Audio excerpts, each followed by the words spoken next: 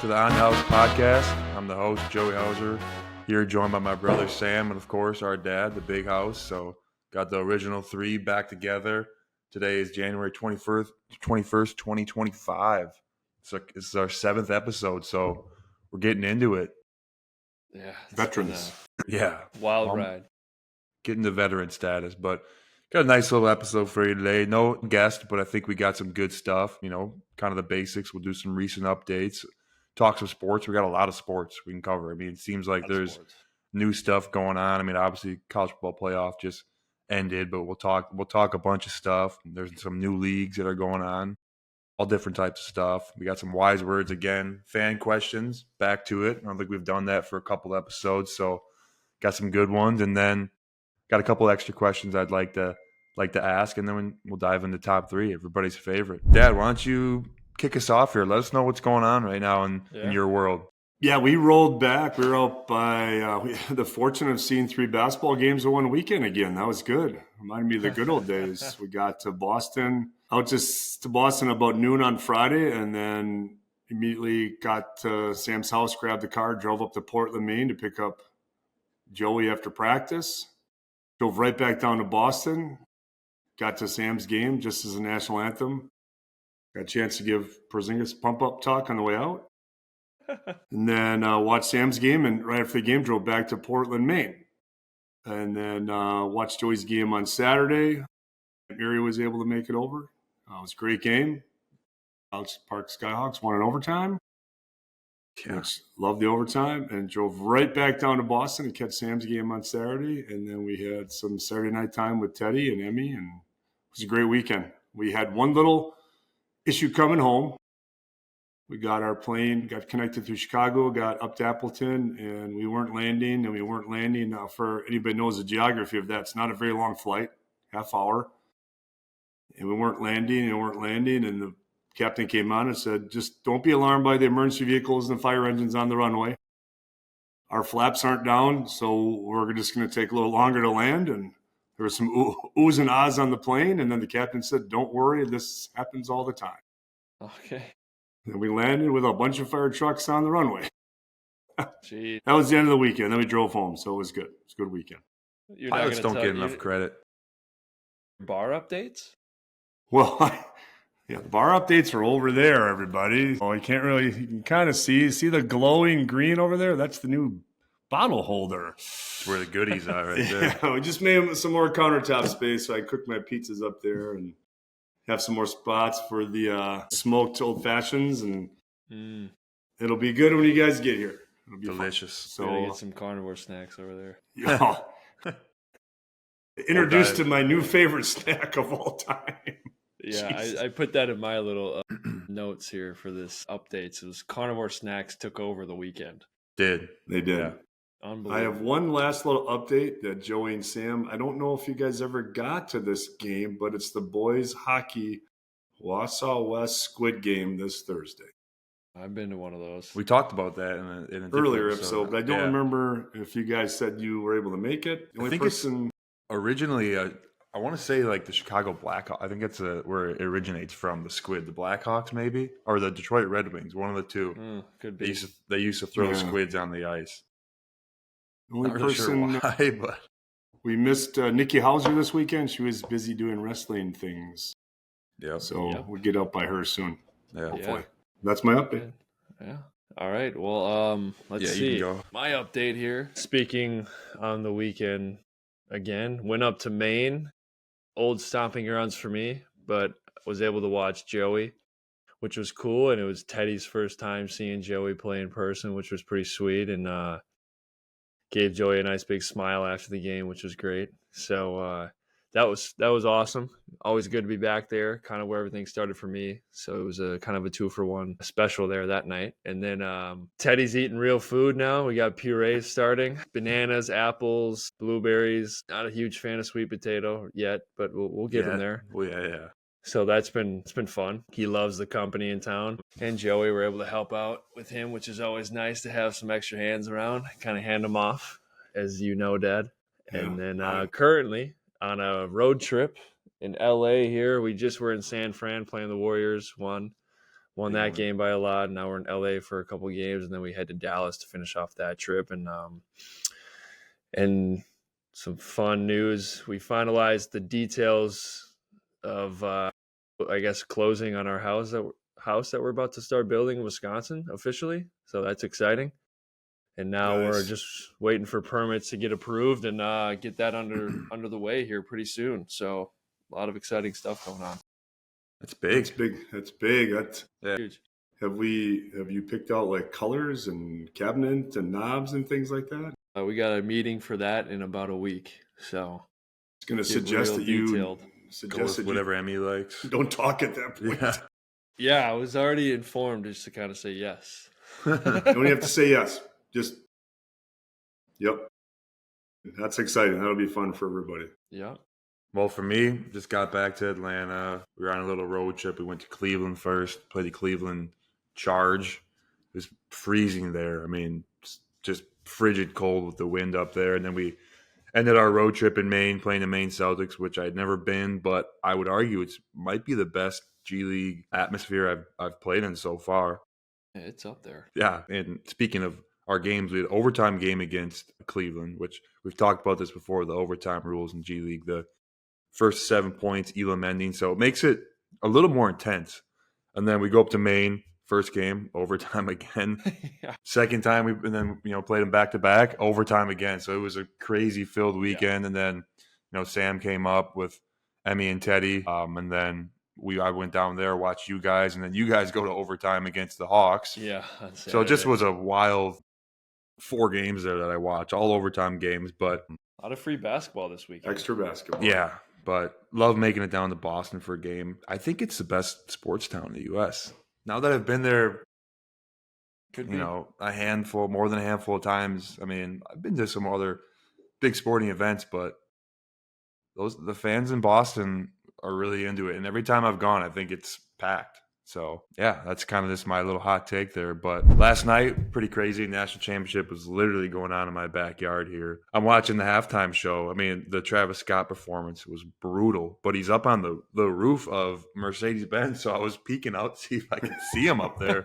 And they had kind of these red lights in the performance, and you could kind of see him, like the glow from the top. It was a little too tall, but really weird because it just was happening, right on my TV screen, and then I'm looking out my window. Yeah. But yeah, that's so hectic. that was just kind of a crazy little thing there. But anyways, how about that? I mean, we can jump right into the next thing there. How about that result? I mean, I think Ryan Day was on the verge of maybe getting fired before and then they win the national championship. It looked like they were going to blow him out too for a second there, and then the guy he stripped the guy in the open field, and that kind of turned the tides a little bit there for Notre Dame, but it ended up being a really, really good finish. They were just talking about it right before that happened. They're like, yeah, Notre Dame needs to turn over. I don't really see it happening. Ohio State's only turned the ball over, 5 times this year or something. Yeah. Boom, next play, fumble. Yeah, and they made it interesting. Ohio State, I don't know about their play calling late in the game. They kind of seemed like they were playing just not to lose at the end there. But they got it done. Big play to finish the game off. I said from the start Ohio State was going to win it, especially after that Michigan loss. I thought for sure they were going to win it, not just because of that, but you put $20 million into a roster in college. Yeah, you got to do something. Yeah, you're going to get some of the best talent, but they look good. I mean, Notre Dame drove down that first drive and put one in, and I thought, all right, this could be a game. And it ended up going the way I thought, but congrats to Ohio State. I don't like Ohio State or Notre Dame, so 18-play drive that was for Notre Dame to start the game. 9.5 minutes, I think they had the ball, that would have been the recipe to beat them. Yeah, they just didn't really do it after that. I think to think Notre Dame was ruled out though, Joey, like you said, or maybe you guys mentioned, I forgot. They lost to Northern Illinois. Was that the second or third game of the season for them? Yeah, too? It was early. Yeah. Northern Illinois, I believe, finished under 500. They lost to Buffalo the week after. Yeah, it's crazy. They all transferred with their NIL money. They went to a new school after that week, probably. But I would say the first year of the playoff format, I would say it was a success. But there's going to be definitely some things that people want to change. Yeah, some tweaks. I know the ACC is already talking about the format of, I think it's like their championship game or something. Like how I don't know exactly how it's going to work, but they're already in talks about adjusting it because of the playoffs. So Yeah, there's going to be a lot of that, and I would like to see Notre Dame pop in the ACC or something. yeah, it would be nice to see him get in a conference, but that's like isn't that like the nostalgia historic part of Yeah. Notre Dame where they don't have a conference? Could also make it harder now because that conference winner gets that extra bid. I don't know. I mean, maybe not. I still think they should reseed all the teams once they have the pool Yeah. solidified. I Because think there's no way Oregon should have been playing Ohio State their first game, in my No. opinion. No, not a chance, They're and the best. especially not at home. It's like not even worth getting the 1 seed at that point. Yeah, and they played them on the road. I don't know. I forget where they played at The neutral site. Yeah, that's what I'm saying, neutral site. Yeah. But can't even play a road game, and you're the number one team in the country.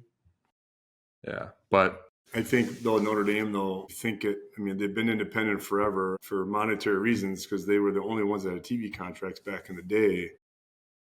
I think actually their model might be what we're going towards in football. Could yeah, be. maybe. No conferences or something like that. Could be. I mean, the conferences are going to hold on to try to have those automatic qualifiers. But now when you look at the revenue split, I mean, Big Ten is going to get some revenue from that game. Ohio State's got split up with everybody. I don't know what they do if Notre Dame gets the same amount of revenue. Maybe they just get to keep it all. I think that's the word That'd on be the street. pretty nice. Yeah. Yeah. Before we shift gears, moving to college basketball, anyone got a shout out? I didn't write one down today, so we can kind of maybe just together think of one. Maybe we just shout out ourselves.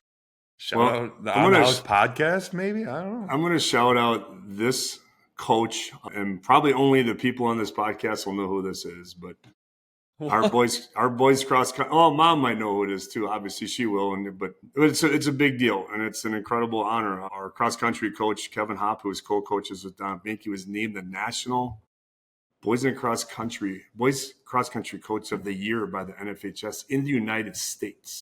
Wow. Jeez. Congrats. Yeah. That's pretty cool. So you'll see some stuff on that. But Coach Hopp's pretty humble. Ran for Don. Been in the program since he was a seventh grader, coaching the program. And to win that's not just the Wisconsin, it's the whole United States. He's the coach this year in the United States.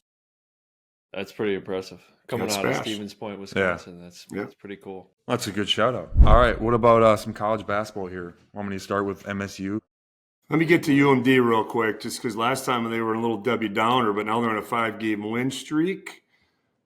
Back to 7-4 in league play, so they've got, I believe they played like 18 or 20 league games. So they're over halfway through. But the key to that is they need to position themselves in the top 4 to qualify top 8 to qualify for conference tournament. Mm-hmm. Yeah. So obviously small college, you gotta be locked in during the season. You can't just get a bid from a committee.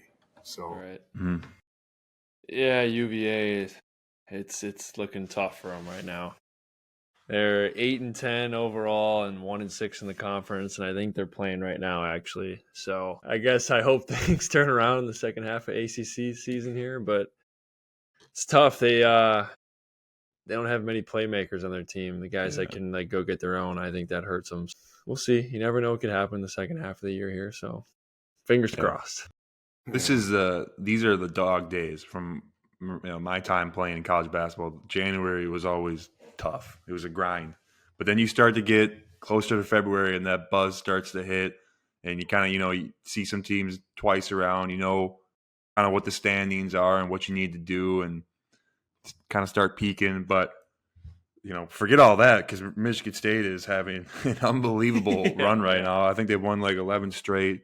Sole position of first in the Big Ten. Just beat Illinois at home, who's really talented. Got Rutgers at Madison Square Garden this Saturday. That's always a tough game. And that's going to be a big whether it's at their place or the Garden. But Rutgers is really talented. Yeah. Fun place to go. Yeah, I mean, Rutgers, Michigan State's looked really good. They just they do what they do well. I mean, they still don't shoot it the best, but they got playmakers. They got guys that know their roles.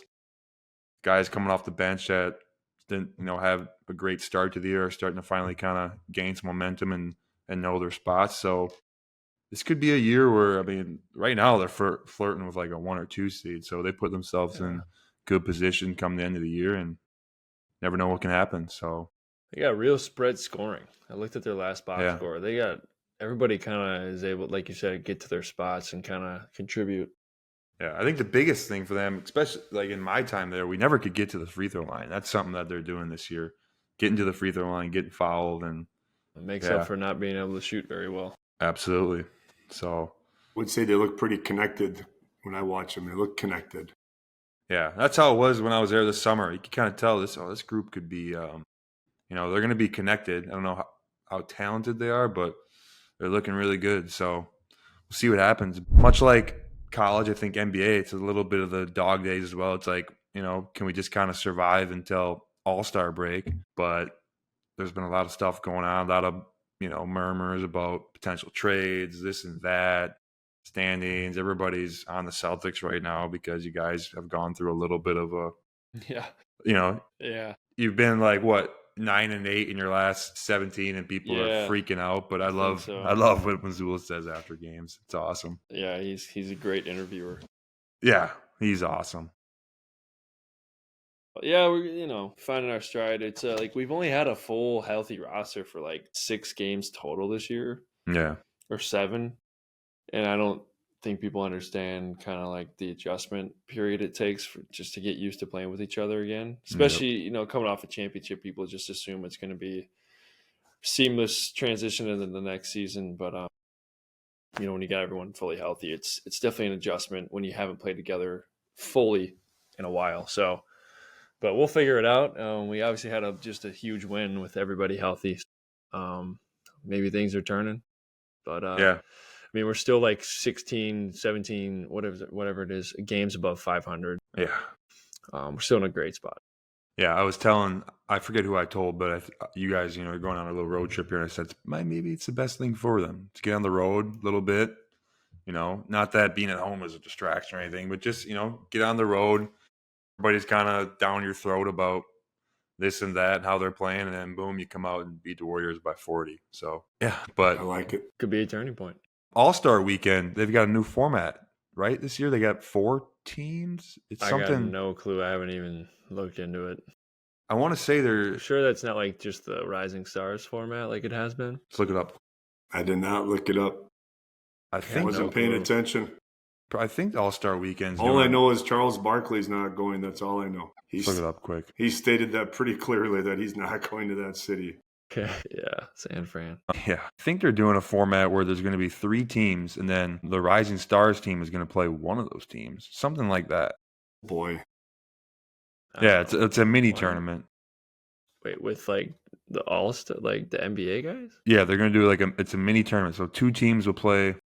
Mini games? Each team will have 8 players, 3 teams of the NBA All-Stars. They're going to make 3 teams of 8 guys. And then they'll split, via the draft. Because I'm pretty sure Candace Parker is like coaching one of the teams. You'd have to do some more research after this. But I'm certain that's kind of what they're doing. But they need to shake it up, because I remember when I was young, All-Star weekend, dunk contest, 3-point contest was such a big deal. And it's kind of lost its lust a little bit. Hasn't been it. You just go back to East-West. Yeah, and they should. I think they should wear their jerseys too. Remember when they used to wear their own jerseys? Yeah, probably makes for a little, confusion, but that always. If they don't have an All-Star jersey, they can't sell an All-Star jersey. They can put the All-Star patch on their jersey and sell that one. Here's a little more info. So 3 teams. There's 2 teams will meet in one semifinal, and the remaining 2 teams will meet in the other semifinal. There's 4 teams. There's also some. Yeah, 3. It's 3 teams comprised of the actual All-Stars. The Rising Stars team is going to be one of them. So 4 teams total plus some G League players as well. There's going to be mini games to 40 points. Okay. Yeah, and then the winners play in a normal game, or I have no clue. It sounds. I'm still reading. Yeah. We'll see how that turns out. I don't know. We'll see if we'll get buy-in. We'll see. Never know. I hope the dunk contest. I don't know if anybody's. They got some young guys. Have they committed anybody to that? Yeah, they got the kid from the Spurs, Castle. Oh, yeah. The kid from the Bulls, Bazulis. So they got 2 rookies. Yeah. I hope that Some young legs in there. Yeah. Those guys both have some hops. So Doesn't say when those. Oh, here's the schedule. So Friday night, the 14th, NBA Celebrity Game, then Rising Stars. Then Saturday, the 15th, there's actually a college game. There's an NBA HBCU Classic, so a Morehouse College versus Tuskegee. And then Skills Challenge, 3-point contest, and then dunk contest after that. And then the NBA All-Star Game. So that's what it says for the schedule. So I'm really Interesting. I'm still trying to find more details, and I'm sure it's on a website somewhere. Yeah. I'm just not finding it right now. I like it though. They're trying to create a little more buzz around it, a little more excitement, something new. Maybe next year they go to a different format if it's not, received well. Did we talk about the Packers? Did the Packers lose before our last episode? I can't remember. Either way. I don't know if they did yet, but regardless, it sucks. Yeah. Sucks. I had a bad feeling about it. I honestly when you fumble the first play of the game, yeah, it just sets the tone for the rest of the game. The guy got fined a week later. I know. Head-to-head contact. Yeah. But Oren Burks, who got mentioned on our last podcast. Yeah, he did. He did. Oddly enough. But honestly, though, I don't understand. They just gave the ball to the Eagles so quickly. It looked like our guy had the ball twice. I don't understand how the Eagles just got the ball. Needless to say, they didn't look very good that game. Yeah. The loss didn't hurt that much, though. I don't know why. Maybe it's because I wasn't expecting to win. And we're so young. It just feels like we got what we need. Like, we weren't quite there yet, but we got what we need to, in the next 3-4 years, to really give ourselves a good shot. Yeah, we got to make some moves this offseason, though. Yep. I think we need a number one guy that can get his own as a wideout. Yeah. We have good receivers. Yeah. It just seems like they're just good in the system. And this isn't a knock on anyone, but we need a guy who's a real guy who can just get his own a little bit. Well, here's the deal. Everybody wants T. Higgins. Everybody's that was everybody's thought. That guy's missed a lot of games. Almost as many as Christian Watson the last 2 or 3 years. There's always talks about Devontae coming back. Tyreek Hill is out there. There's Tyreek Hill is that'd be fun. That'd be a fun one. Yeah. I don't know, because I think we need that number one that's really going to complement Jay Reed, because I think he is a real. He's good. Good. Don't get me wrong. He's good. We need a big dog. Fun fact: Jalen Reed used to give me rides to class. Yeah. But what about Rodgers' future here? Going to Minnesota. He can't do it. Could be a possibility. I think he's gonna go. Yeah, he's gonna go to a contender if a contender wants him. Somebody who's got a roster like that. I could see him sticking with the Jets, though. How will the Vikings keep Sam Darnold? They won't. I think they have to franchise tag him if they're going to keep him. Yeah. It's going to be tough to pay him what Some he people probably deserves. Yeah, there's been a lot of talk about J.J. McCarthy getting dealt somewhere else, and then obviously I'm assuming they would probably keep Darnold around. Yeah. I mean, he deserves to stay. He's good. Yeah. He had a great year. I'm just saying, financially, the only way they can keep him, though, is if you franchise, then they have to cough up probably more money for him, I think. Yeah. I'll state right here, if Rodgers goes to the Vikings, I will be getting a Vikings jersey, and I will be cheering for him. I know it's tough to say coming from a Packer fan, but Aaron Rodgers is my GOAT. So, I mean, a lot of people got Brett Favre jerseys. I wasn't on that bandwagon when he went there, but I couldn't understand in the moment why, but now if that were to happen, I would understand why.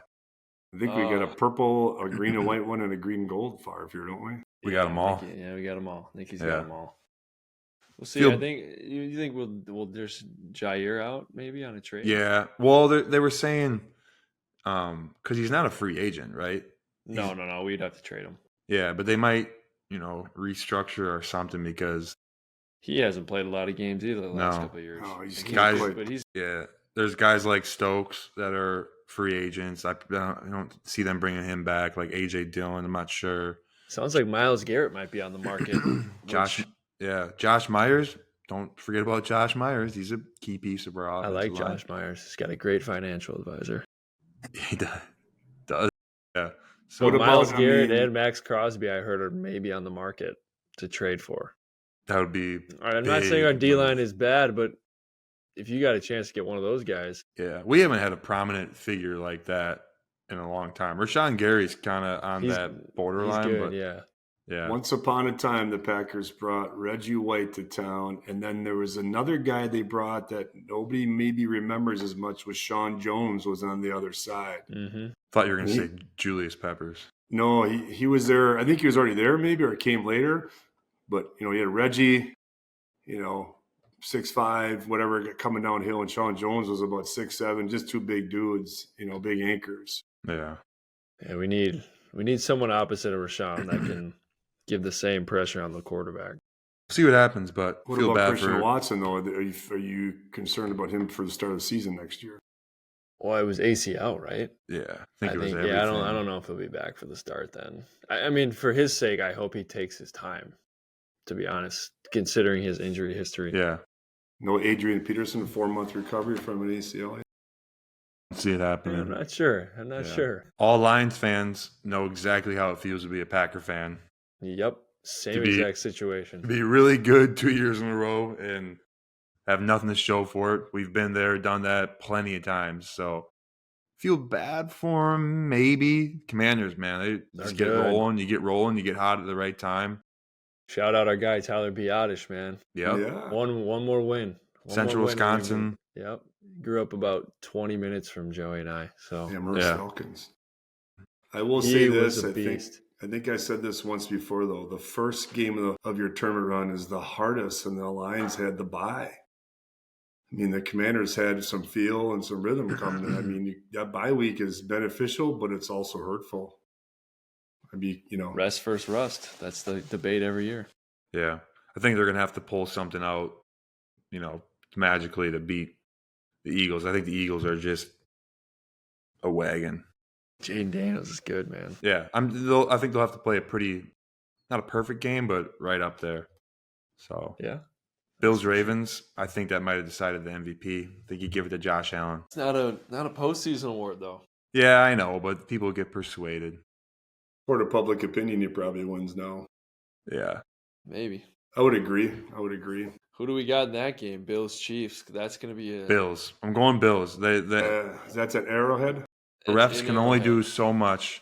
I'm going Bills. That was unbelievable. Even Troy Aikman on the call was the flop. He was basically he was kind of baiting it, flopping. Baiting it, yeah. He was like slowly kind of like teetering his way out of bounds so they would hit him, and then last minute he drops and of course.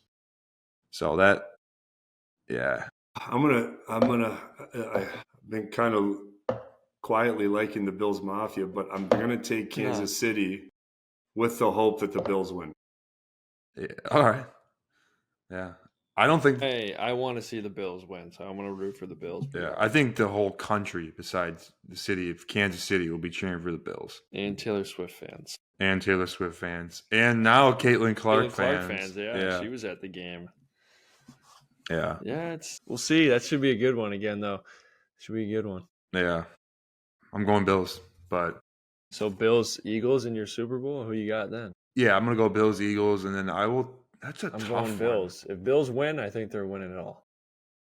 That'll be a great Super Bowl.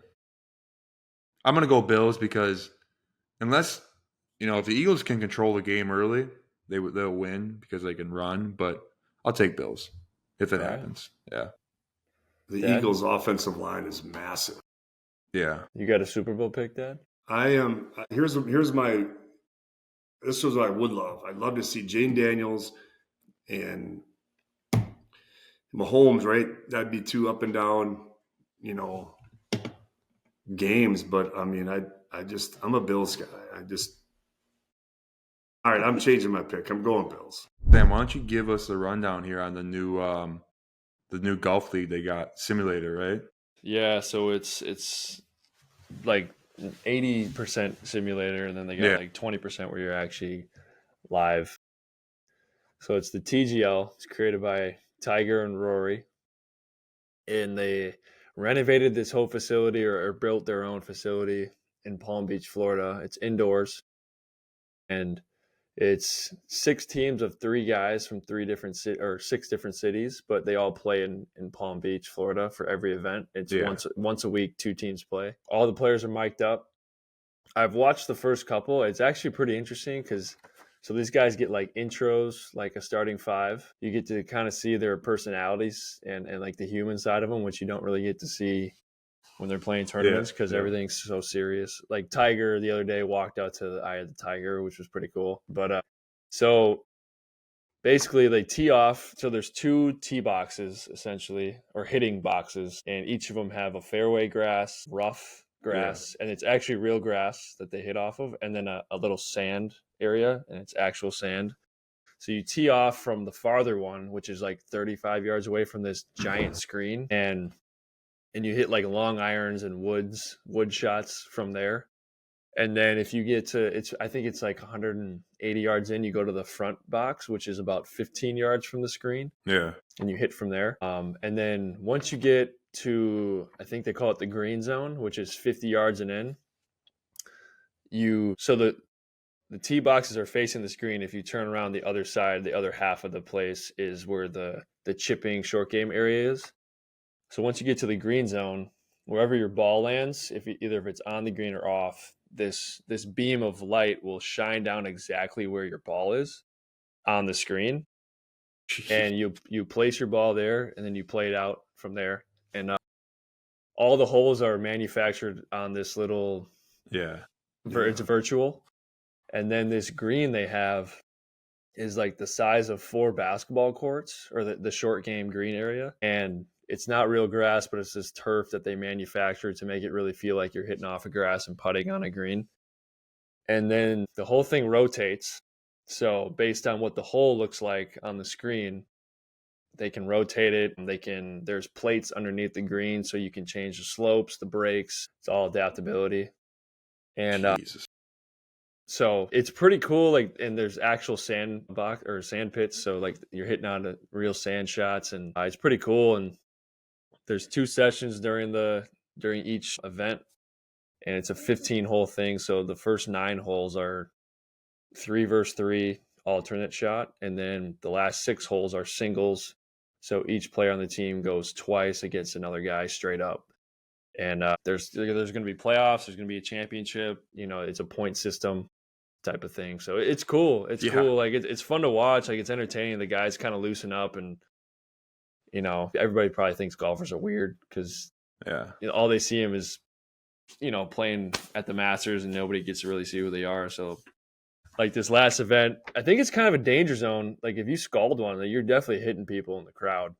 Like Kevin Kisner scalded a sand shot last week, and if it didn't hit the pin on the fly, it would have been 3 rows deep. So it's pretty cool. It's pretty cool. They got refs. There's shot clocks. You can call a timeout. Jesus. They got this thing called a hammer. So if you hammer, so each hole is worth a point, and if you throw it on the hammer, it's worth 2 points. So you can use that if you're trying to come back, put pressure on a team, or if you just have like an advantage on a hole, you can throw it down at any time. So it's cool. It's way different, but it's cool. I was not fully aware of this. Holy crap. This is like something I want to go to, and people probably just go, and 15 holes too. That's perfect. And it goes quick. Like it's 2 hours and they're done. Yeah. Like it's quick. Can you imagine if just a group of guys was like, hey, you guys can go just check this thing out and play they would be heaven on earth. Oh my God. It's unbelievable. What do they do in between shots? They got like little couches they can sit on and stuff. Usually they're just like kind of standing off to the side by the screen where you can, because you have to fix your aim point before you actually hit. So they're off by the screen, and I think there's actually like one caddy there that cleans off the clubs and stuff. But it's cool though. Like they're hitting off a real grass, and they grow the grass and stuff at the facility somewhere. And then they're in basically big squares. So they'll take them out after each event and then put a new one in.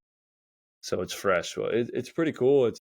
You know what this is a result of? I think it's all the YouTube golf that's gotten really popular. Probably. Because it's just like opened up the sport more. And then live kind of like this, where they got the teams and they got more interaction, and now they got something like this. It it's like it just adds on to making it more appealing to the normal person. Yeah, no, it's definitely a different dynamic to golf. And I think it's good because it gives like a time and place where the real formal stuff is wanted and needed, like the Masters or something like that. Because then it's like the off season, you got this where it's casual and people are so it gives it like a ebbs and flows, I guess. Yeah. I would like to go to that. It's sweet, and there's one on right now, and I have it on. Are they gonna? Is it always? It's always in. It's always Palm Beach? Just at that one spot. Yeah. So I don't know. I mean, it's probably not needed for teams to be like representing cities, but I don't know if like. I mean, one team's Los Angeles Golf Club, and the next one's like Jupiter, Florida. Is DeChambeau in it? No, it's only PGA guys. Yeah, so Live Golf is not in it. I did watch a little video. I'll keep watching his YouTube videos.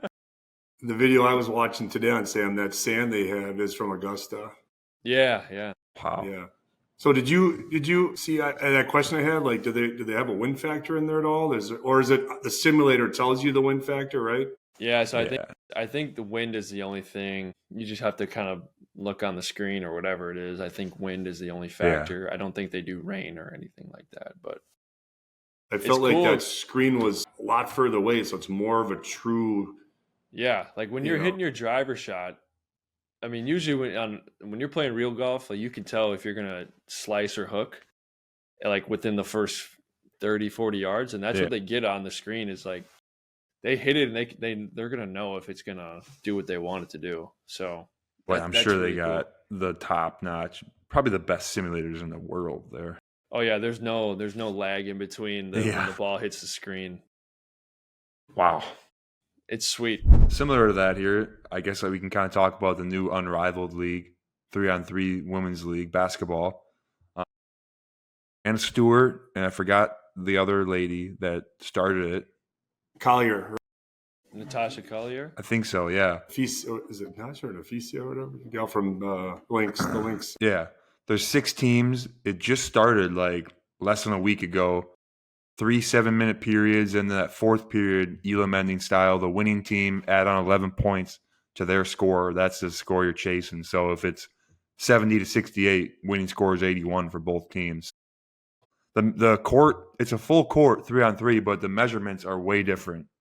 So it's like the length of the court's like 70 feet or something.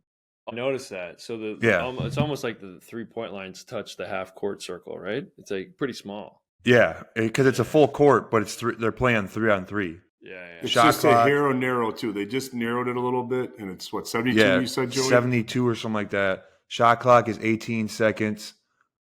Free throws are like the G League, so if you get 1 for 2 or 1 for 3, no and ones, you automatically just add the point on. So it's pretty cool. It adds some different like FIBA rules to the WNBA rules, stuff like that. I think Paige Beakers was already signed to play in it in 2026, I believe, when she's out of college. But are they throwing like some money around for these players? I didn't get too much into it. I know it runs opposite of the WNBA season, so their hope is to keeping. Yeah. And right now there's only 6 teams. I think there's only 4. I think you're allowed 4 people per team. I did read something that like if you were to somehow foul out and you only have 3 players left, every foul after that is just a technical foul. So that way you can't play 3-on-2 or something like that. But yeah, it's just a kind of a good way to try to keep some of those players over here during the off season, so they don't have to go overseas and continue to try to make some money. So we'll see if it gains some momentum. I mean, it was on during the national championship last night, so I don't know how many people watched, but I did a little bit of watching as well. Yeah. It's cool. Natisha Heidemann's in it. So that's how you say your name, right? I looked it up after I watched it last night, and some of the investors here are Michael Phelps, Giannis, Dawn Staley. What they did with Juju Watkins and Beckers and Flauze Johnson is they gave them stake as an investment in the league, or you could be the name, image, and likeness of the league. I saw that. So so Beckers and Johnson signed name, image, and likeness deals. Watkins took the investment deal. So she owns part of the league then. And I saw some of the coaches. One was like DJ Sackman and Phil Handy. These guys are like, big time like NBA trainers. So I didn't recognize some of the other names, but kind of a different route. I mean, it is a completely different style too, 3-on-3. But the only thing I thought last night is I thought there'd be a little bit more scoring. The game I saw both teams just didn't shoot it well, but I enjoyed watching. It was fun. It was quick. It was a lot. It was. Yeah. I love 3-on-3. I mean, I think 3-on-3 is a great way to just improve. A lot of 3-on-3 gets played overseas more than here in America. Well, it's an Olympic sport. Yeah. So maybe we should be great way to get in shape too. Gosh, especially if you play FIBA rules where you take it out of the hoop and it's just go nonstop. Yeah. Yeah. Well, I didn't know it was full court until I turned on this. I'm like, yeah, because I mean, this is going to be fun. That's the difference. There's no 3-on-3 anywhere that's full court. It's all regular measurements, half court, one hoop. So that's what I thought was really intriguing, and will hopefully attract some good viewership. I'm sure it will. Lastly, we can kind of just add on new volleyball league, LOV league, right? LOVB. Yeah. LOVB league. League One. League One volleyball. The other one that's already started that was popular last year, I forget the name, sorry. So there's League One volleyball, there's Pro Volleyball Federation, and then there's Athletes in League. Yeah. Yeah. We were watching the League One volleyball. Yeah, I just know they have a team here in Atlanta. They got the Atlanta Vibe, which is not League One volleyball. I forget their team name, but I want to make it over to one and go watch. Yeah. That'd be fun. It was good. I enjoyed it. We'll dive. I like volleyball though, so. Me as well. I love volleyball. Yeah. So wise words, Dad. You got any for us today? Well, you both mentioned before that this is first of all, wise words brought by No Shovel Club. Friday beers and the point tonight. Point, baby. Yeah, baby. City point. Yeah, we all got the point on. Shout out Brandon. Attaboy, Brandon. Keeping me warm in the sweatshirt at 45 below outside right here now. But outside for 30 seconds, they take garbage out of it. That is. Both of you talked earlier about this is a hard time of year, college, that January grind after Christmas, it wears off. We talked a little bit last time about that. Sam, you mentioned, this is a time, All-Stars coming up. You still got games. You kind of see a little bit of the break coming. So my wise words this time around are simply to athletes. You got to stay the course right now. You got to avoid all those little pitfalls that can pop up that are easily distractible. And what I'm talking about is, good teams can become not good teams if they slowly start to let some of those fall behind. Like maybe you're a little bit late to practice. Instead of being early for your shots, maybe you came on time and didn't get your shots. Maybe your preparation for practice or for game scouting has become a little bit too casual, and you're just like, we beat these guys last time. Joe, you mentioned like in conference, second time around, you get to see somebody again twice. So take advantage of that, especially if you didn't win the first time. Maybe you take some reps off at practice. Maybe you take some plays off. Maybe you don't give 100% sometimes in your effort. Back to that we had earlier with selective participation. Bad body language this is the month of bad body language right now. This is the absolute month. People are, the grind, but you got to fake it sometimes. You just got to fake your body language as best you can. Low energy is a concern. The blame game becomes part of it right now. I think negative communication, coach has been grinding you, or maybe an assistant coach is grinding you. You're kind of tired of hearing it, and you might, body language might be reflective of that. And then I think some teams can get a little selfish right now because maybe their parents aren't happy with your playing time or your shots, or you're close to 1,000 points and you haven't gotten it yet or something like that. So wise words today are stay the course. Trust the process. I think Sam, Coach Bennett always say you just got to be patient. You got to be patient, but you got to do your job, but you got to be patient. Yeah, I mean, it's par for the course right now. Definitely that time of year where things get hard. Coaches used to always say, most coaches say this, but everybody wants the results. Everybody wants the end, but nobody wants to go through the process of what it takes to get there. Yeah. Yeah. What is Joe Mazzulla said something? He's got a lot of good quotes.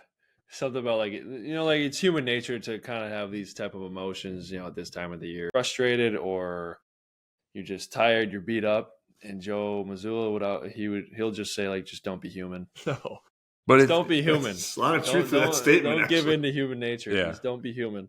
But even at the top level, you're seeing it. People are critiquing the Celtics, saying this and that. Like it goes to every different level. There's times where it gets hard and you just got to invest in the process and stay the course. Things are not always going to be on the way up. Things are not always going to be even like this, so just stay the course, the ups and downs. And little breaking news here. I just saw Shams just tweeted out that Phoenix Suns are trading 2031 unprotected first-round pick to the Utah Jazz for 3 first-round picks. No players, just No players. So it wasn't like. Well, they don't have any picks, so that's probably good. Yeah. For them. Okay, well, Nathan Pronchinski was just on TV here at this TGL event. yeah. That is Wow, that's definitely a spot I could see him at. That's a shout out. That's another shout out today. Yeah. He helped hook me up with some wedges over the summer. So thanks. His younger brother, Smile Big, and AJ. Yeah, they got a nice, great Yeah. family. Great Wow. family. Yeah, So. just saw him on screen here. We might have to get one of them on the podcast. Good chance, man. Learn about some solar maybe too. You never know. You learn a lot of things from that guy. Yeah.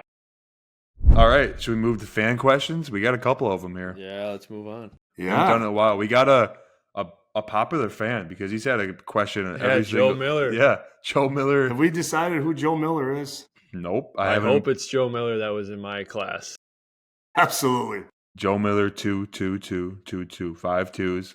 He wants to know our funniest teammates ever. And Dad, since I see your notes here, let's go with you first.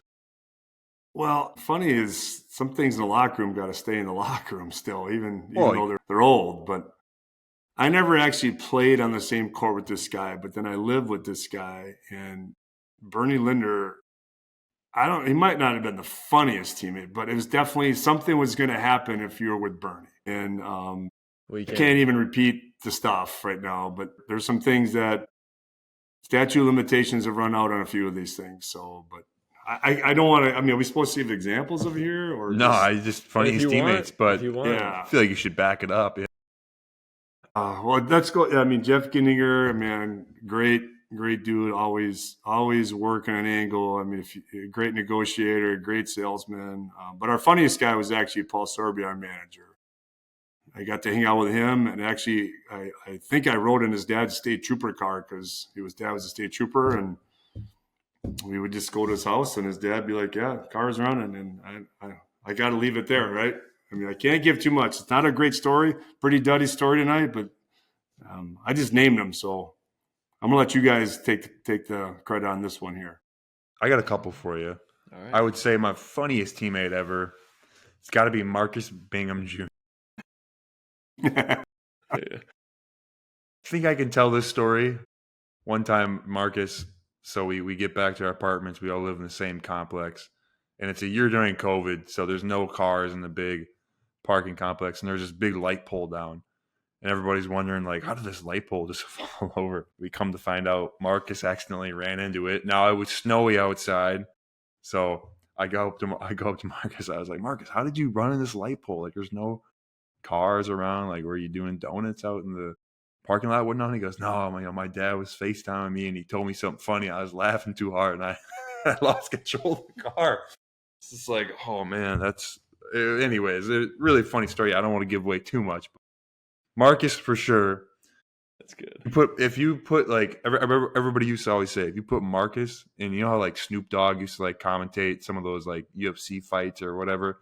Marcus Bingham and Snoop Dogg commentating would be the funniest thing ever. And then I'll throw in Mike Peterson, who is my roommate as well. Big Mike is hilarious. He's got that talent in him where he just, he gets rolling. So, he's always got his facts to back up what he's doing too. So those two guys for sure. All right, yeah. For me, well, we just had him on. Luke Cornett is definitely one of the funnier teammates I've had. Quick-witted. He's got dad jokes. He's got He's got some dry sense of humor that's good. He's got all the goofy celebrations, all that stuff. Blake Griffin is definitely one of them as well. We went to Second City one night to see a comedy show in Chicago, and he was able to get up on stage with the people at the end and do some improv, and he was really good at it. So Wow. It can't be easy. no, but he was pretty good at it. Man, if I had to do another, like, there's probably a couple honorable mentions, like Sakar Annam at Marquette was hilarious. Yes. Jaden Nixon was one of our walk-ons at Virginia. It's kind of very similar to Sakar in terms of their humor, but yeah, so those guys. Good ones. I will say back to Joe Miller that's a loaded question because we can't give some of the details here. No, Joe Miller, we're gonna buy you a drink one time, and we'll have a long conversation. You want to come into the studio with us and be off air? We can tell you a little bit more. Yeah, I got a lot of funny stories. This one right here, fears.xz, might be a Jeremy Fears fan page. Burner account. Asking, why did Joey choose MSU? Simple answer, because of the tradition, the alumni that comes back to it, that Izzo keeps them all connected, and he cares about his players like they're his sons. Nice and simple. Very true. Doesn't have to be complicated. That's Nope. perfect. Next one we got Declan_11. Anyone recognize the name? Nope. He's asking, does Sam have a pregame routine? But I figured since we all played, we could all give away our pregame routines that we had or once had. So, but Sam, since the question was directed for you, why don't you start us off? Yeah, I mean, my routine has changed drastically this year. Yeah. For obvious reasons. But I guess nowadays it's, get up in the morning. If we have shoot around, head to the gym, eat some breakfast there, get on the table for some treatment. Usually just get a quick stretch, some mobs in the hips and the back and whatever. Go in, get a little pre-court activation, get some shots up, do shoot around, head home. Usually when I head home, it's Teddy time for a little while, eat some lunch, maybe put him down for a nap, jump in the Normatex, and then I get a nap myself. And then pretty much wake up, have a coffee, and then a little more family time, and then it's to the arena for the game. And then once I get there, it's eat, pre-court activation, get shots up, kind of chill in the locker room, then get on the table, get stretched out again, tape up the ankles, do a little session with the sports psych, and then pretty much game time from there. So yeah, nothing too elaborate. Yeah. I'm not like a superstitious person, so I don't have to do things Yeah. exactly in the same order every single game day, but try to do the same things at some point. Yeah. For me, I would say my routine has changed like every single level. Obviously, high school, college, way different. But in high school, I think Dad used to always make us peanut butter and jellies when we get home from school. That was like pasta too. Yeah, Something, yeah. yeah. But we always had like peanut butter and jellies. That was like our thing. You guys liked them. Yeah, that was, and honestly, that was the only routine I did. That was probably the only thing that was the same each game. College, started maybe not to feel as well eating a peanut butter and jelly before the game. College, our big thing was always eating 4 hours before the game. I don't know if there's like science behind that, but that was always like where our pregame meal was. And for some reason, that just felt good for me. I didn't really have any other routines per se. I'd get on the court at like 75 and do my little stuff. And then now playing professional basketball, having a routine is hard because on the road, it looks so much different. Yeah. Road routine versus home routine, they're definitely different. Like you can't like plan out necessarily like, oh, I'm going to eat 4 hours before the game, because sometimes the game time changes, and it's like you just got to kind of find a way to feel your best for 82 games for you, Sam. For me, it's like 55. So it's hard to have a routine, but you got to be flexible and you got to be comfortable with not having, being uncomfortable. Good point. Yeah. Dad, what kind of routines did you guys have back in the day? I played really small college basketball, so we used to have to go to the cafeteria for our pregame meal, and we would go before it opened up, and it always was chopstick, little salad, and like a vegetable. Could not drink milk. Could have 7-Up or Coca-Cola, but you couldn't drink milk. And then Coach Race would show up, and it had to be dead silent. Nobody could talk during our meal. It was like, wow. Yeah, I remember a guy I was talking one time. I won't say his name because it's not important, but it was like he never spoke again, and he didn't make it through the program. On the road, it was chopped steak, some restaurant in the middle of Minnesota, out in the middle of nowhere. It was the same. He was big on just consistent routine that way. And it was like about 3.5, 4 hours before. But where we differ at the small college level versus the big timers like you is one of our pregame rituals was hustling to the uniform bag to try to find a pair of shorts that fit. We didn't get ours hung up. We didn't have that. It was a uniform bag. It was dropped in the middle of the room, and everybody was like a scrum to get your shorts. And the only guy that ever got the same pair probably all the time was Jay. I mean, you guys are wearing nut huggers as it was, so like, Yeah. did it really matter? Yeah, we went through a phase, mostly nut huggers, but yeah, we went from 6 inch to 7 inch. They were trending longer. Yeah. I mean, you told me some stories. You had a few teammates that maybe crushed some 6-packs before the games too. There was a guy on our team that heard that he might sweat more warm ups. So, and I was a health major, so he may have asked me how long it takes alcohol to basically get through the system. And I said, well, it's approximately an hour of beer. And he said, all right, we got 6 hours. And there might have been a gentleman there named Henry Hauser that may have witnessed it. And it was just one of those things that checked the box. We still won. Yeah. Still won the game. Henry Hauser might have joined in too. Yeah, Henry might. He did a little different, clearer liquid, but yeah. All right. This next question is a good one from Nikki L. Hauser. Shout out, Nikki we know Hauser. Who that is. Yeah. She's asking us, what was a tougher transition, high school to college or college to NBA basketball or pro basketball? I got my thoughts on this. You want me to go first, Sam? Sure, yeah. I would say, for sure, hands down, college to professional basketball has been tougher because every guy at this level was the guy in college, and you can only imagine they were, the best guy in their area or state in high school. But so, overall, that is my answer. But there's certain parts of it that are tougher. High school to college, when you get introduced to like strength training and the conditioning at these college programs, it's tough. Your first summer it's a in culture college shock. sucks. But, getting used to like routines, waking up early and just developing, your body, that's a tough transition. But in terms of just the basketball, for sure, college to pro belt.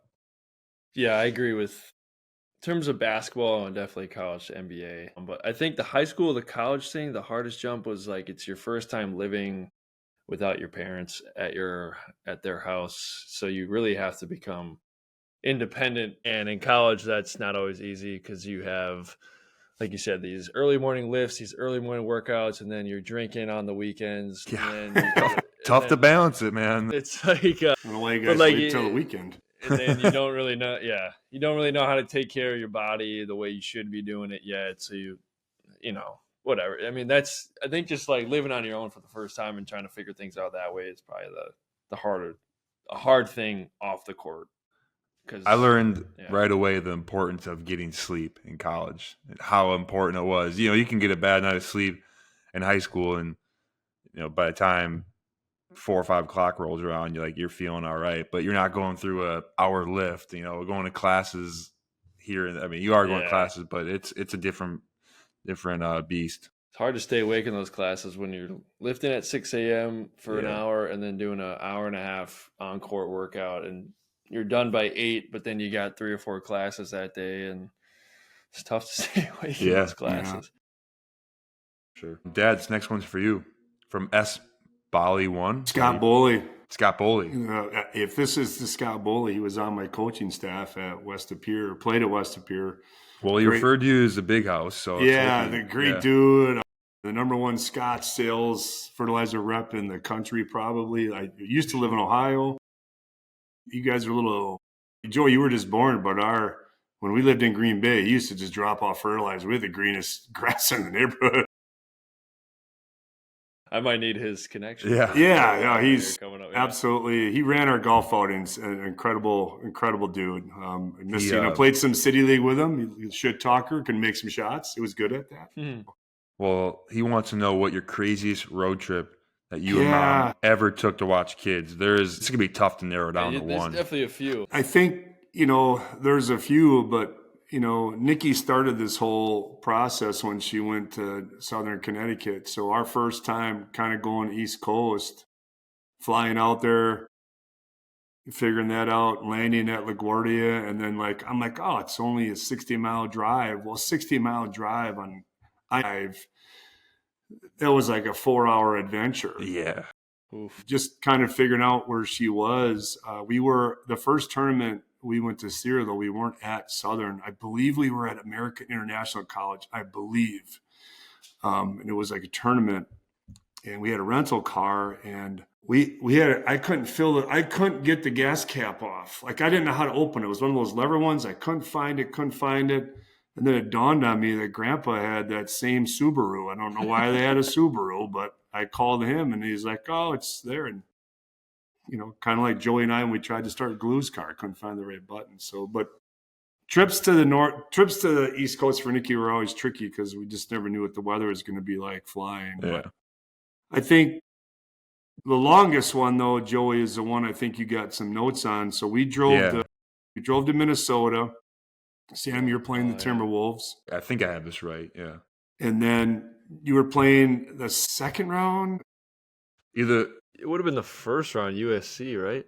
Well, it would have been either against USC or Marquette. We were playing in Columbus, Ohio, which, go look at a map, is not very close to Minnesota.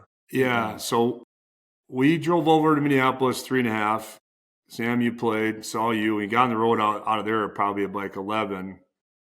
Started heading towards Columbus. You know what, Dad? It probably was against USC because I want to say we played an earlier game because our Marquette game was at like 6, 7 o'clock. You played them first, so yeah. Yeah. So we were driving. I was a long haul driver. I can drive, but I got to like Toma after about my ninth, not ninth hour, but it's pushing 7 or 8. I'm like, all right, I'll take a break, and then your mom started driving, and every time I would like make a little nudge, they're all sleeping, they would all be like, "You all right? You all right?" I'm like, "Yeah, I'm fine." There's stuff in the road, right?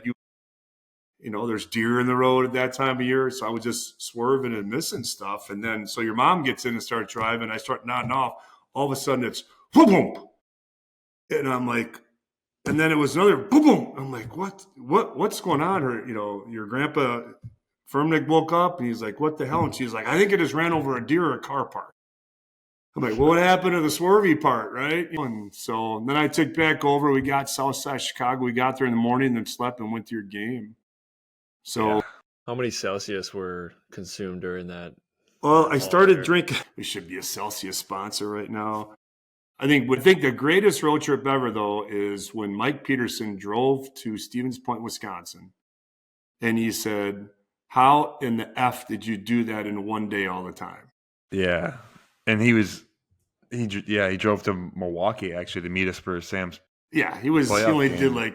Oh yeah. So we would leave work at noon, or take a personal day, leave at noon or 1, drive to Joey's game. Game times were 7 or 8. I'd fire a Celsius down before I got in the game.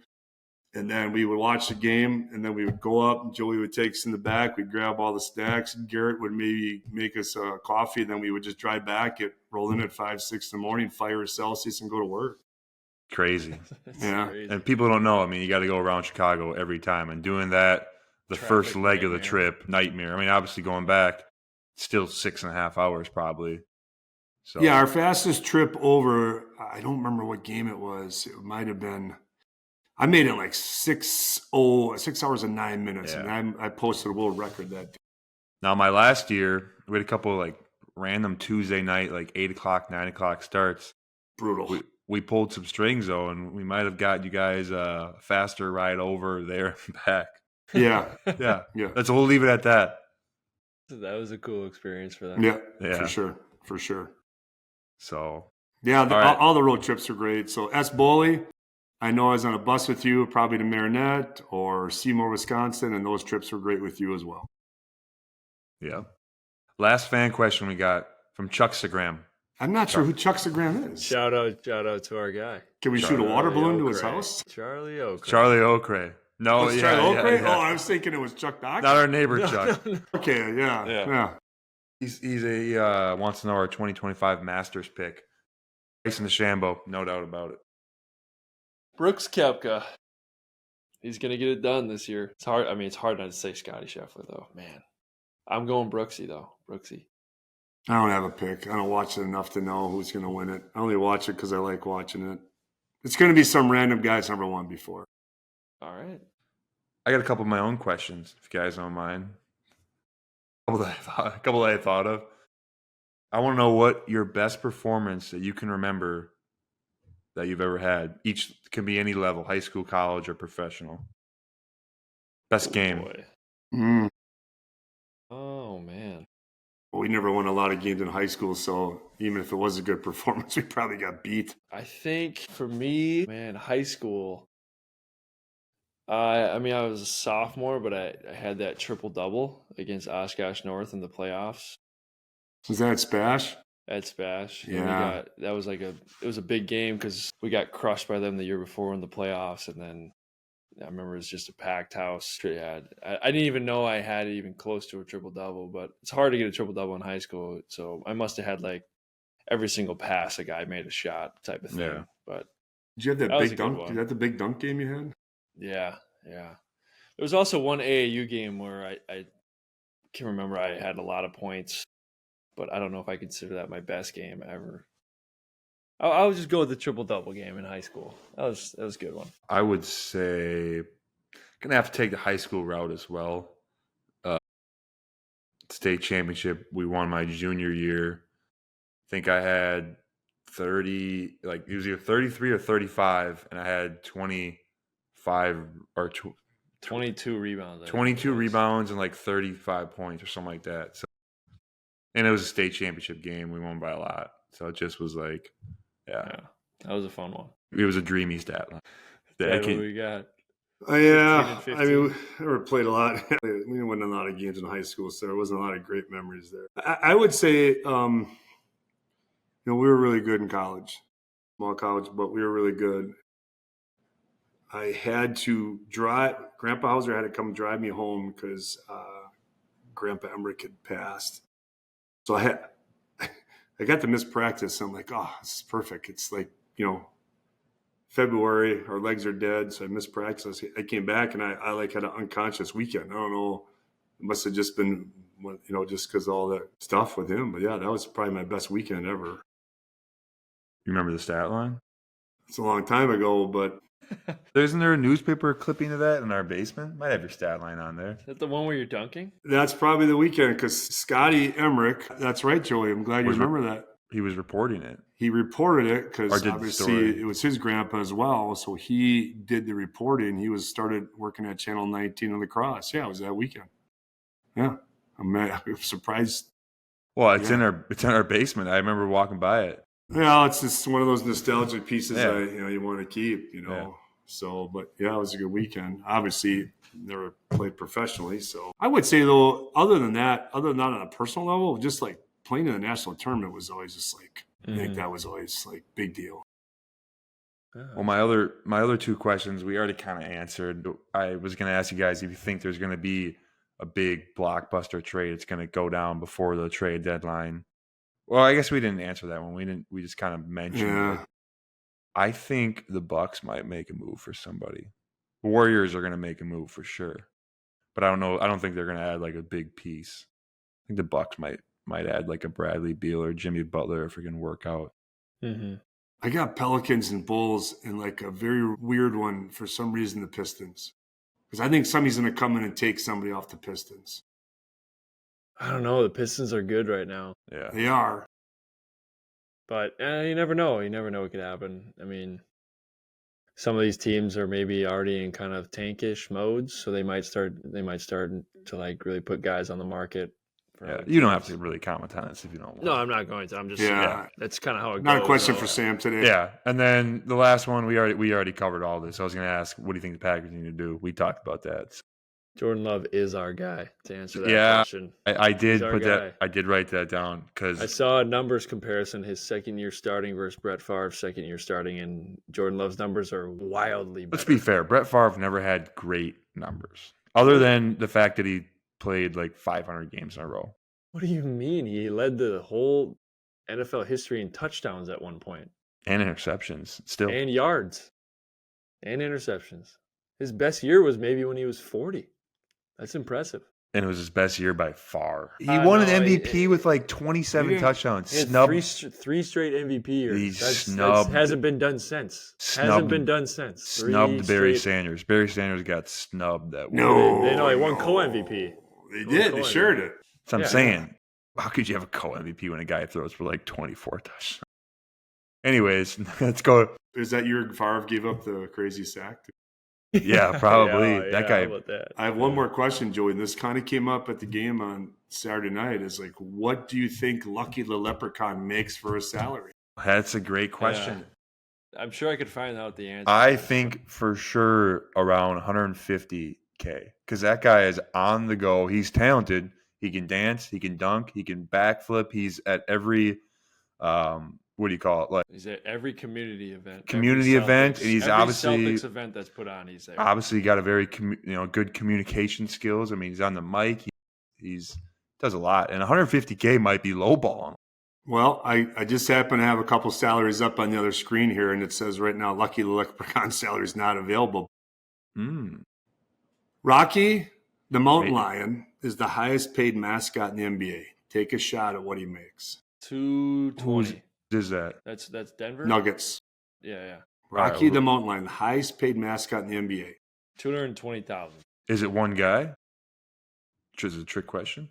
I don't know. It doesn't clarify that, but It's it's probably one guy. Okay, I'll go 250. remember he's the highest paid All right, mascot in the NBA. I'm sticking 220. just let us know. Oh, 25,000. To be fair, I did say I think he makes north of 150. Lucky. Yeah. Now Harry the Hawk, Atlanta Hawks makes 600 grand. Benny the Bull for the Chicago Bulls makes 400. see, I thought Benny the Bull might make the most, but Gold the Gorilla for the Suns is 200. Hugo the Hornet is 100. So Lucky's over here just racking up some real estate, probably in the Boston area. Nobody knows his salary though. He could be. Yeah. You got to think he's a top 5 mascot. He's That guy. definitely up there. I will say though, he doesn't have to wear a costume or like a mascot. So that is that. Well, he looks like he's got the reddish hair. Now I've been What searching are you this saying? He looks for like a little bit. Like he's He looks, Irish. he looks like a Lucky of the Irish. In 2009, they thought he made about 100 grand. Well, that's 2009. That is a long time ago. 2025 now. Yeah. Inflation. And I'm just trying to see if it's the same. You know what, guy. I Dad? can't tell. Next game, let's just ask him. Yeah, we see him. We let's see just him in give the tunnel sometimes. Let's just say, hey, 400. Just give us above or below. Fair. Yeah. I mean, I just. Well, now that you throw those other numbers out, I gotta imagine he's rolling in 400 or 500K because Yeah. he's got to be one of the best in the business. He is. Let's get to the top. Yeah. All right, top 3. We got some good categories. Everybody's favorite. We're gonna go top 3 cars that you would you know either like to drive, like to own, or nostalgic, anything. Dad, you got quite a list here. First, I do. I'm gonna I let you do. go. Yeah, a different era, but the gifted to me by Beth Hauser through Henry Hauser and Ruth Hauser was the 1976 AMC Orange Hornet Sportabout hatchback wagon. Very first car. I had to throw it out there. Yeah, hopefully they can edit like a picture of that on. Yeah. Well, Oh, they're out there. I looked them up. I wanted Yeah. to see. There's Get some actually one. But so I grew up. Obviously, I'm a little older, but that 1977 Pontiac Trans Am Y82 Special T-top model was the one used in Smokey and the Bandit. Okay. That was a hot car. Yeah. Now the other one is the 1985 Olds Cutlass Supreme 442 model, and I had a couple of buddies that had those in high school. Then there's the third one would have been like well, I got 3 on there. So my honor roll goes with the 2013 Escalade EVS Platinum with the champagne color. So is Or that white? the No, one- I'm sorry. It was white diamond. It was that's white a the one? great. It's a great Escalade. Okay, I thought we had a 2015. Anyways, that made my list. I'll have to Yeah, change that. There was a 1985 Buick Electra Limited that was dark blue that I might have drove in college. And then very This- top of this the honor one roll, right though, here, is yeah. probably, if you saw this car, you knew who was in it. It was the light blue, and there was a tan brown Yeah, Lincoln tan. Town car that was driven by the Chris Pops Haka. One of some of the most comfortable back seats. Yeah, it's So cushioned. float, just kind of like this. He's kind of on a cloud back there. Well, similar to that, I'll kind of jump to my list. Kind of a similar feel. My number one, 2003 Buick LeSabre. Smoothest car I've ever driven. Yeah. It was our first car we all drove in high school. A lot of room in that thing. Like if you're in the back seat, a lot of leg room. You can pop up that middle seat to do extracurriculars. A lot of things. That thing was a boat, man. That thing was boat. All leather, hey, all leather. All leather interior. Yeah, unfortunately. Big trunk. Yeah. That thing was, we all hated the color of it, me, Nikki, and Sam, but it was a dream car. I tell you what, sorry. So things saw a lot of miles when I was officially the one who ended its run. Got in a crash. Not you, but you were not involved. My fault. Got in a crash. Everybody was okay, but I tell you what, the Buick probably delivered a pretty good blow to that other car. Yeah, that guy had a small car. I would not want to get hit by that car. On my second one, I stand corrected. I wrote down 2015. What was the color of it that we had? White diamond. White diamond. So it was a 2013 Escalade. Very nostalgic. Every once in a while, Mom and Dad, I just got my license. You guys would let me whip around the Escalade, kind of feeling like a big shot. And then my third one is my dream car would be a brand new Escalade, not the ESV though. I don't like the extended version. You don't like that? I like just the normal size one, the one that I actually currently have. I mean, I don't have a brand new one, but just a brand new Escalade, probably like an off-white cream colored would be white diamond. Yeah, white diamond. That's like dream car. Yeah. Sam. All right, so I'm kind of with you on the Escalades, but I'm just a big like any type of Escalade. Always been an Escalade person. And number two is the 1967 Ford Mustang. I'd love to one day have one of those. I think they're sweet. One of my teammates, won't name names, has one, black, and it's pretty sharp. That'd be fun. God rest his soul, Jeff. Potsy Weber had a white one, just like the one you're mentioning. Yeah, it was sweet. And then my third one, I put the Ricky Bobby Wonder Bread race car. Absolutely. Honorable mention, I didn't write it down, but the Dukes of Hazzard car. What is that, a Camaro? Is that a GTO. Camaro? Pontiac GTO. Oh, no, it's a Charger. It's a Dodge Charger. It's a Charger, okay. Yeah, Charger. Dodge Charger, yeah. Yeah. What's the one they drove in Starsky and Hutch, Dad? Gran Torino. Was it? Isn't it? I don't know, but that thing can move. All right, next category we got top 3 winter activities. It's negative like 40 in Wisconsin. Polar vortex coming There's through. like 2 inches of snow here in Atlanta, and then obviously the whole East Coast got hit. Yeah, there's about 7 inches in Boston. So Sam, why don't you? Number one, I think it's going to be on all of our lists, is snowmobiling. We used to have a pair of snowmobiles that we would drive around a lot in our backyard and the unclaimed lot behind us that we would just whip around in a lot. We made territory. So that was always really fun in the winters. We'd often have family friends over. The parents would be drinking. Kids would be riding the snowmobiles. So it was a lot of fun. Yeah, the grill was going to. I wasn't just drinking. The grill was going. Yeah. I always loved downhill skiing. We used to probably go like once, maybe twice a year growing up, and then sports kind of took over during the winter. But whenever I'm done, probably going to get back into that. It's always fun. I think, honestly, the best part about skiing might just be the ski lodge part of it. Hot chocolate, cocoa, yeah. Sloppy Joes. I feel like we just couldn't find rentals that fit us anymore. That's why we had to stop. We never had time to do it anyways when we got older. And then sledding is for sure in there. Always good. We had a nice hill in New London called Poop Hill, and then Iverson Park and Stevens Point. Yeah. 2 good establishments for sledding. Yeah, really and then my honorable mention would just be hot tubbing outside in the winter. Oh, yeah. I think that's a good one. Yeah. One of the funniest pictures that I've ever seen, our hot tub. Dad, you were out there, and it snowed so much that you guys could just set your drink right outside the hot tub on the snow, and it was the same level. It was probably hot cocoa. It wasn't a drink, was it? Well, I just said drinks, didn't, it was cider. My number one, just like you, Sam, snowmobiling. We would ride those things forever, endlessly, like hours.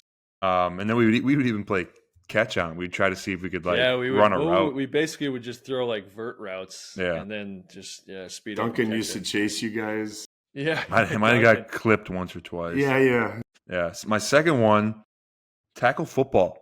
When you're a kid and it snows, there's a fresh layer of snow. So fun. My last one, sledding. I think the only downside is that it sucks to walk back up the hill for just like 10 seconds of glory. My honorable mention, this fits right in with, we just mentioned the cars, because the 2003 Buick LeSabre was perfect for this. We call it whipping shitties in Wisconsin. It's when you go to a parking lot, better known as doing donuts, and you just, spin out full 360s. But the Buick didn't have much traction. It just was great. It would slide, but it didn't do the best like donuts because it had front wheel drive instead of rear wheel drive. No, that makes it perfect though. You want the front wheel drive because then that tail end just swings. It's better when you have the back the back wheel drive. Did you guys ever just put it in reverse? You just sort of put it in reverse and do it that way?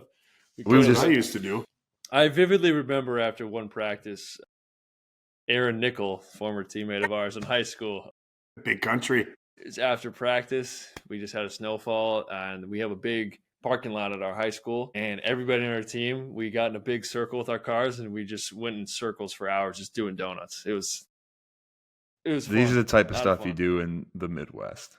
So, a lot of fun. Dad, what's your top 3 winter activities? Well, back when we used to get a lot of snow, we don't get very much snow right now. We had a guy in our neighborhood that was an incredible fort builder, and we had farm fields right there, and they would drift, and he would build these condominiums for forts. And then all the ditches, my grandma and grandpa's always used to freeze, so we would always just skate the ditches. But my always version, snowmobiling, no question. Did a lot of ice fishing with Grandpa Emmerich. But I used to like to drive in the snowstorm when we had some of those bigger vehicles just to kind of see, just kind of blow them up a little bit. Yeah. And then day drinking. Yeah, man. Emmy could attest to this, but UW-Madison, when the lake freezes over, there's a couple frats that are right on lake. I think it's Monona. There's like this huge, like they just have a huge frat party out on the ice, and it looks a lot. I've never been to one, but it looks a lot of fun. Yeah, it is. Last top 3 category, we got frozen pizza brands. Our favorite frozen pizzas. This one was tough for me to come up with a list because I haven't had frozen pizza in a long time, but I feel like we used to have them quite a bit because our house was always kind of the host of get-togethers, and it's like quick whip up a frozen pizza on a weekend or after a basketball game, you name it. Yeah. So, question. You want me to go first? Yeah, go ahead. So, don't take this with a grain of salt. It's from what I remember. I'm going to go Jack's Pizza, number 1. I feel like it was the most consistent. Might not always been the best, but you knew what you were getting. 5 for $10. That's what it was. Jack's Pizza. That's the reason. It's wrapped in plastic. It screams right away like, hey, I'm frozen pizza, but it's going to. Yeah. My number 2, I think it's a very similar Tombstone, like the thin, very similar to Jack's. Just feel like Jack's was a bit thinner, which for frozen pizza, the thinner, the better. And then last, and you want to emphasize like the cheese and the sauce. Lastly, I don't really know if you can call this a pizza. I'm going Protesi cheese fries from Stevens Point. They do have pizzas as well, but the cheese fries are the hit. The cheese fries are the hit. The only thing that I just remember kind of that sucked about it was the marinara sauce. When you warm it up, the directions, it was either going to be just blazing hot or it was going to be like half frozen. And you're to frozen pizza, you're trying to eat it quick and fast. You're not going to warm it up all the way and wait for it to cool down. So pretty much every time you're going to burn your mouth. But that's my top 3. Good. Yeah. All right. On my number 1, I like the DiGiorno. That's a little bit opposite of what you said in terms of the crust, because those are rising crust, they're a little bit thicker. Yeah. I thought it was like decent quality for a frozen pizza. Mm-hmm.